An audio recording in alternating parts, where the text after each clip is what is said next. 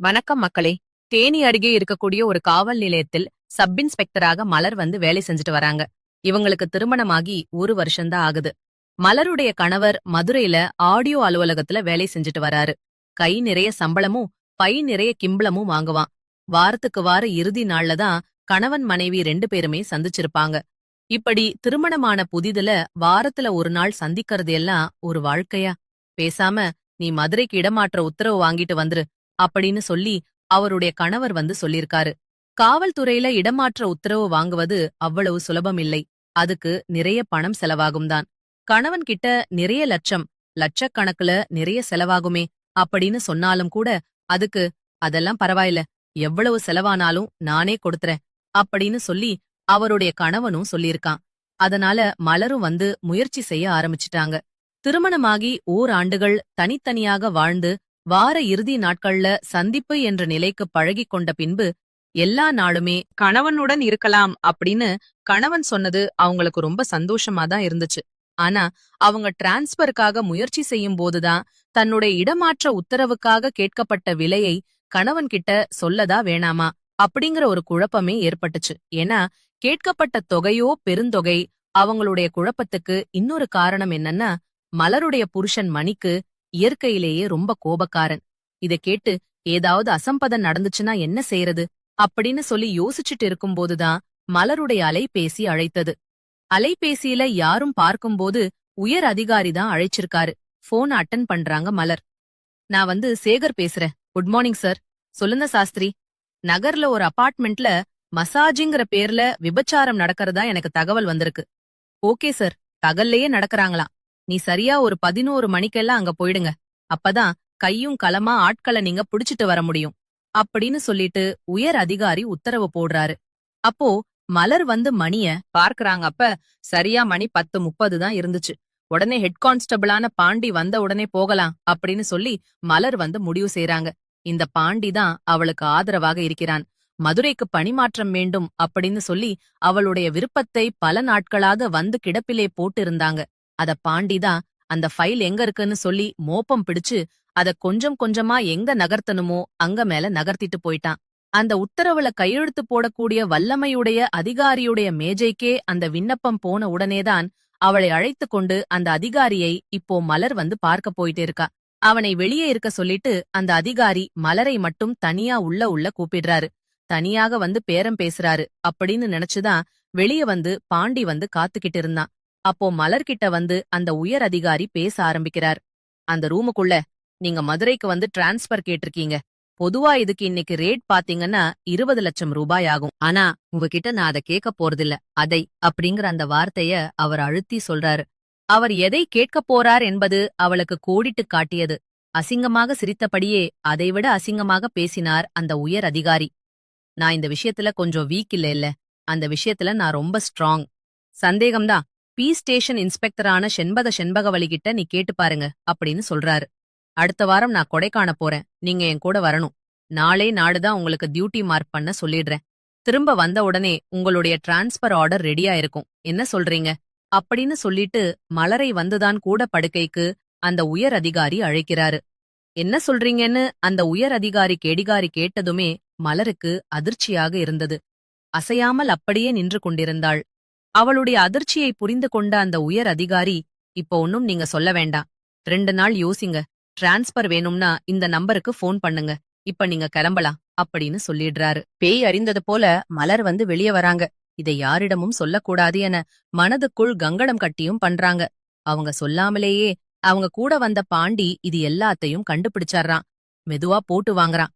என்ன மேடம், மூஞ்சே சரியில்லையே, பணத்தை தவிர வேற ஏதாவது கேட்டாரா மேடம் அப்படின்னு சொல்றான்.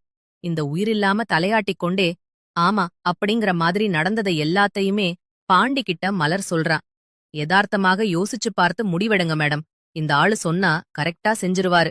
அந்த விஷயத்துல நேர்மையான ஆளு அப்படின்னு பாண்டி அவருக்கு சப்போர்ட்டா பேசுறான். என்ன அளவு நேர்மையோ என்று அழுத்துக் கொண்டாள் மலர்.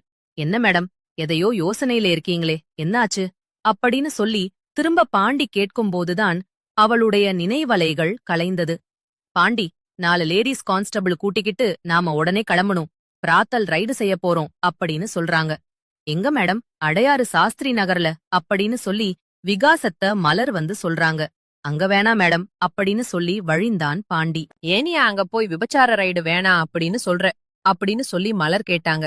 அதுக்கு அவன் சொல்றான், நான் அவங்களுடைய கஸ்டமர் மேடம். எனக்கு ரெகுலரா ஒரு ஆள் வரும், சரோஜான்னு பேரு. பாக்க சூப்பரா நாட்டுக்கட்ட மாதிரி இருப்பா அப்படின்னு பாண்டி மலர் கிட்ட சொல்றான். இதை கேட்ட மலர், தூ, உனக்கெல்லாம் எவனையா போலீஸ் வேலை கொடுத்தது அப்படின்னு சொல்லி துப்புறாங்க. தன்னை தகாத உறவுக்கு அழைத்த உயர் அதிகாரியிடம் சொல்ல முடியாத அந்த வார்த்தைகளை தனக்கு கீழே வேலை செய்யக்கூடிய பாண்டியிடம் சுலபமாக சொல்லிவிட்டாள் மலர். அப்ப மணி சரியாக 1 மணி இருக்கும்.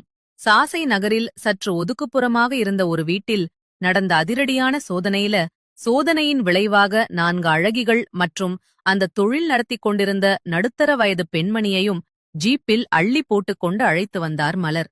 மற்றவர்கள் அடங்கி உடங்கி இருக்க பாண்டியன் ஆளான சரோஜாதான் துள்ளிக் கொண்டிருந்தாள். யோ, என்னையா யாரும் வரமாட்டாங்கன்னு சொன்ன அப்படின்னு சரோஜா கேட்டதுமே நெளிக் கொண்டிருந்தான் பாண்டி. ஏ, மரியாதையா பேசு, அவர் ஹெட் கான்ஸ்டபிள் தெரியும்ல அப்படின்னு சொல்லி மலர் கத்துனாங்க. இன்ஸ்பெக்டரான மலர் கத்துனாங்க. அதுக்கு அந்த சரோஜா, அவர் என்னோட கஸ்டமர், அது உங்களுக்கு தெரியும்ல அப்படின்னு சொல்றாங்க. வாய மூட்ரி அப்படின்னு மலர் பதிலுக்கு சொல்றாங்க. என்னக்கா கோச்சிக்கிறீங்க அப்படின்னு சரோஜா சொன்னதுமே முன்சீட்டில் அமர்ந்திருந்த மலர் திரும்பி சரோஜாவுடைய முகத்துல ஓங்கி அடிச்சாங்க. அடியின் வேகத்தில் நிலை குலைந்து விழப்போனவளை மற்ற பெண்கள் எல்லாமே தாங்கி பிடிச்சாங்க. யாருக்கு யாரடி அக்கா, இன்னொரு தடவை அந்த வார்த்தைய சொன்ன கொன்னு அப்படின்னு மலர் வந்து மிரட்டுறாங்க. உடனே அந்த விபச்சார பெண்ணான சரோஜாவும் சரிக்கா அப்படின்னு சொல்றாங்க. மறுபடியும் அந்த வார்த்தைய சொல்ற அப்படின்னு சொல்லிட்டு மீண்டும் ஒரு முறை திரும்பி தன்னுடைய பலத்தையெல்லாம் திரட்டி சரோஜாவை அடித்தாள் மலர். இன்னொரு தரம் அந்த வார்த்தையை கேட்டேன், உன்னை கொலையே செஞ்சிருவேன்னு கோபத்துடைய உச்சிக்கே போய் கத்துறாங்க. ஸ்டேஷனும் வந்துருச்சு. மலர் முன்னாடி வந்து தலையை சொரிந்தபடி நின்றான் பாண்டி. என்னையா? மலருடைய குரலில் எரிச்சல் இருந்தது. மேடம், அந்த பொண்ண மட்டும் விட்டுருங்க மேடம், எனக்காக ப்ளீஸ் அப்படின்னு சொல்லி மலர்கிட்ட அந்த பாண்டி கெஞ்சி. ஏயா, உன் ஆளுங்கறத விட சொல்றியா? அப்படின்னா ஒன்னு பண்ணு, அவளை இங்க வச்சியே மாலை மாத்தி கல்யாணம் பண்ணிக்கோ, அவளை நான் விட்டுறேன், என்ன சொல்ற அப்படின்னு சொல்லி பாண்டிய பார்த்து கோபமா மலர் கேக்குறாங்க. லாக்கப்ல இருந்த சரோஜாவோ பலமாக கைத்தட்டி சிரிக்கிறாள். சூப்பர்யா, எக்கோ சூப்பர் அப்படின்னு சொன்னதுமே கோபம் தலைக்கு எருது. தன் கையில் இருந்த தடியை சரோஜாவை பார்த்து தூக்கி எறிந்தாள். மலர் தொய்ந்து போன முகத்துடன் விலகிச் சென்று விட்டான் பாண்டி. பாண்டி எல்லோருக்கும் பிரியாணி பொட்டலமும் டீயும் வாங்கி கொடுத்துரு. நாளைக்கு காலையில தான் கோர்ட்டுக்கு கூட்டிட்டு போக போறோம். சாயங்காலம் FIR போட்டுக்கலாம் அப்படின்னு சொல்றாங்க. மலர் சுரத்து இல்லாமல் சரி என்றான் பாண்டி. அவன் கையில தனியாக ஒரு 100 ரூபாய் கொடுத்தாள் மலர்.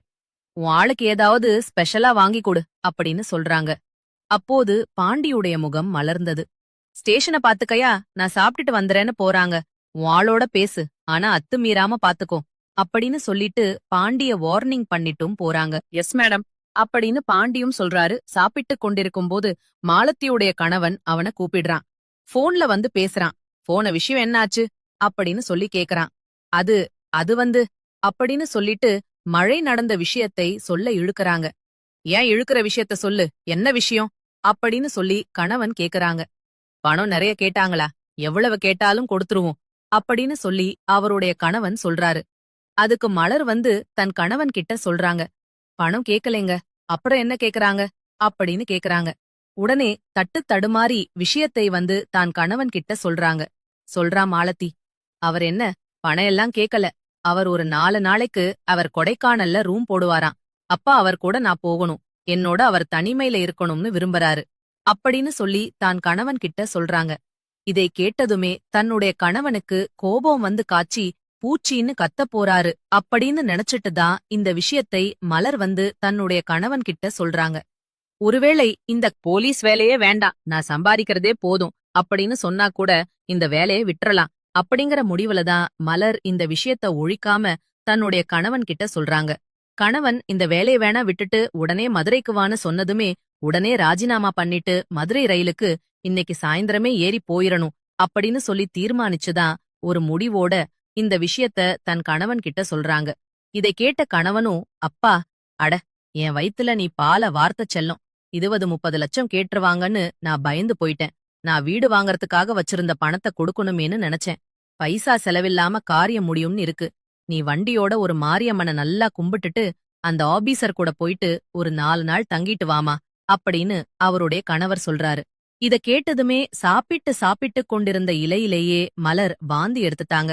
அது எப்படி உயர் அதிகாரி டிரான்ஸ்ஃபருக்காக படுக்க கூப்பிட்டாலும் பணம் கேட்கலையே, ரொம்ப சந்தோஷம், போய் படுன்னு கணவனால எப்படி சொல்ல முடிஞ்சது அப்படின்னு சொல்லி கணவனுடைய பேச்சை அவளால நம்பவே முடியல.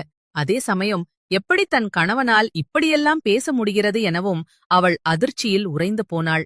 அப்போது கல்லாவில் அமர்ந்திருந்த ஹோட்டல் முதலாளியோ ஓடி வந்தான். நீங்க வேற இடத்துல போய் உட்கார்ந்து சாப்பிடுங்க மேடம், உங்களுக்கு புதுசா நான் இலைய போட்டு சாப்பாடு போட சொல்றேன் அப்படின்னு சொல்றான். ஆனா அந்த அதிர்ச்சியில் இருந்த மலரோ, வேணா சார், என்னால சாப்பிட முடியாது, வயிறு சரியில்லை, நான் கிளம்புறேன் அப்படின்னு சொல்லிட்டு உடனே அந்த ஹோட்டலில் இருந்து கிளம்பிடுறாங்க. அதுக்கப்புறம் மாலை ஒரு 4 மணி வாக்குல தன்னுடைய காவல் நிலையத்துக்கு வந்து சேர்த்துறாங்க. மலர் லாக்கப்ல இருந்த சரோஜாவுடன் சல்லாபம் செய்து கொண்டிருந்தான் பாண்டி. அவளை பார்த்ததும் சற்று என்று விலகி ஓடி வந்து விரைப்பாக ஒரு சல்யூட் வைக்கிறான் மலருக்கு. என்ன மேடம், சோர்ந்து போயிருக்கீங்களே, சாப்பிடலையா அப்படின்னு சொல்லி பாண்டி ரொம்ப பாசமா கேக்குறான். சாப்பிட முடியல பாண்டி அப்படின்னு சொல்றாங்க. ஏன் மேடம், என்ன ஆச்சு? அதுக்கப்புறம் பாண்டி கிட்ட தான் எப்படி எதையுமே மறைக்காத மலர் வந்து தன் கணவன் சொன்னதையும் அப்படியே வந்து சொல்றாங்க. உடனே பாண்டி சொல்றான், அப்புறம் என்ன மேடம், அவரே ஓகே சொல்லிட்டாரு, இல்ல ஆபீசருக்கு போன போடுங்க, விஷயத்த சொல்லுங்க, காரியத்தை முடிங்க மேடம். ஆபீசர் கிட்ட பேசும்போது என்ன பத்தியும் ஒரு 4 நல்ல வார்த்தை சொல்லுங்க மேடம் அப்படின்னு சொல்லி பாண்டி சொல்றான். இது கேட்டதுமே மலருக்கு வெறுப்பாக இருந்தது. ஸ்டேஷனுக்குள்ள இருக்கவே அவளுக்கு பிடிக்கல. பால் வியாபாரிகள் சாலை மறியல் செய்து கொண்டிருந்ததாக அவளுக்கு தகவல் வர உடனே அங்கு கிளம்பி போய்விட்டாள். மலர் இரவு ஒரு 7 மணிக்கு திரும்பி வந்தபோது லாக்கப் கதவோடு ஒட்டி நின்றபடி சரோஜாவை கொஞ்சிக் கொண்டிருந்தான் பாண்டி.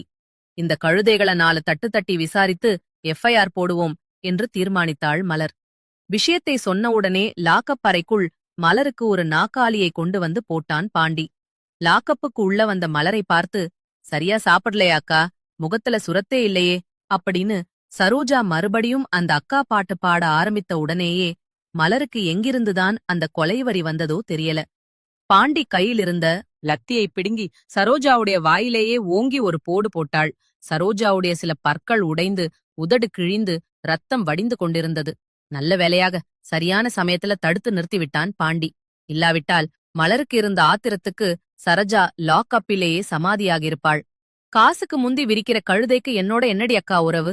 இனி ஒரு தரம் அக்காங்கிற வார்த்தையே கேட்டேன், கொலையே செஞ்சிருவேன் அப்படின்னு சொல்லி கோபத்துல கொந்தளிக்கிறாங்க.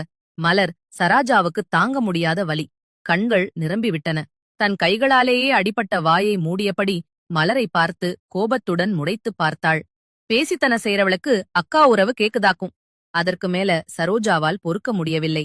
கையை வாயிலிருந்து எடுத்தாள். நீ செய்யறதோ என்னவா, பூட்ஸ்? அடிந்திருந்த தன் கால்களால் சரோஜாவின் இடுப்பில் மாறி மாறி உதைத்தாள் மாலதி. மலர், சும்மா இரு, கழுத சரோஜாவை அடைக்க முயன்று கொண்டான் பாண்டி. நான் காசுக்காக படுக்கிற வேசிதான், நீ டிரான்ஸ்பருக்காக ஆபீசரோட படுக்க நினைக்கிற பத்தினி. விரதமா நானாவது சோத்துக்கு இல்லாம செய்யற, நீ இன்னும் சுகமா வாழணும்னு செய்யற, அதுக்கு உன் புருஷனை வேற உடஞ்சது என்று சரோஜா துப்பிய போது ரத்தத்தோடு சேர்ந்து இருந்து அவளது உடைந்த பற்களும் கீழே விழுந்தன. அவளை மிதிப்பதற்காக மாலதி தூக்கிய கால் அப்படியே அந்தரத்தில் நின்று கொண்டிருந்தது. பின்னர் மலர் விடுவிடுவென வெளியே போய்விட்டாள். அப்போது அந்த லாக்கப்பில் இருந்த எல்லா பெண்களும் சேர்ந்து பாண்டியிடம், எல்லாத்தையும் வெளியே விட்டுறியா, எஃப்ஐஆர் போட வேணா, மதியம் நான் அங்க போகும்போது யாரும் இல்லேன்னு சொல்லிருங்க, புரியுதா அப்படின்னு சொல்லிட்டு மற்றவர்கள் எல்லாமே விட்டால் போதும் என்று ஓடிவிட்டனர். ஆனால் சரோஜா மட்டுமே தயங்கி தயங்கி மலர் இருக்கைக்கு வந்தாள். நிமிர்ந்து பார்த்தால் மலர் சரோஜாவின் உடம்பு அந்த தொழிலுக்கே உரித்தான வளமையுடன் இருந்தது என்றாலும் முகத்தில் அதீதமான வாட்டமும் இருந்தது. அப்போது அந்த சரோஜா மலரிடம் பேச ஆரம்பிக்கிறாள். புருஷன் நான் சொல்றானேன்னு ஏடா கூடமா எதுவும் செஞ்சிராத ஆம்பளைங்க அத மறக்கவே மாட்டாங்க. நீங்க 2 பேரும் தனியா இருக்கும்போது அந்த ஆபீசர் உன்னை அங்க தொட்டானா இங்க தொட்டானான்னு அசிங்கமா கேட்டுக்கிட்டே இருப்பா, நான் வரேன்கா அப்படின்னு சொல்லிட்டு மலரை பார்த்துட்டு சரோஜா சொல்லிட்டு கிளம்புறான். இந்த முறை சரோஜா அக்கா அப்படிங்கிற வார்த்தையை சொல்லி அழைச்ச போது கூட மலருக்கு கொஞ்சம் கூட கோபம் வரவில்லை. அவளுடைய வாழ்த்து, அவளுடைய வார்த்தையிலிருந்த அர்த்தம் அவளுக்கு புரிந்து கொண்டது. இந்த வீடியோவை பற்றிய உங்களுடைய கருத்துக்கள் என்ன அப்படிங்கறத கீழே இருக்கக்கூடிய கமெண்ட் செக்ஷன்ல மறக்காம சொல்லுங்க. முடிந்த அளவுக்கு இந்த வீடியோவை மற்றவங்களுக்கும் ஷேர் பண்ணுங்க. மேலும் இது போன்ற பல வீடியோக்களை பார்க்கணும் அப்படின்னு நினைச்சீங்கன்னா மறக்காம என்னுடைய சேனலை சப்ஸ்கிரைப் பண்ணுங்க. நன்றி.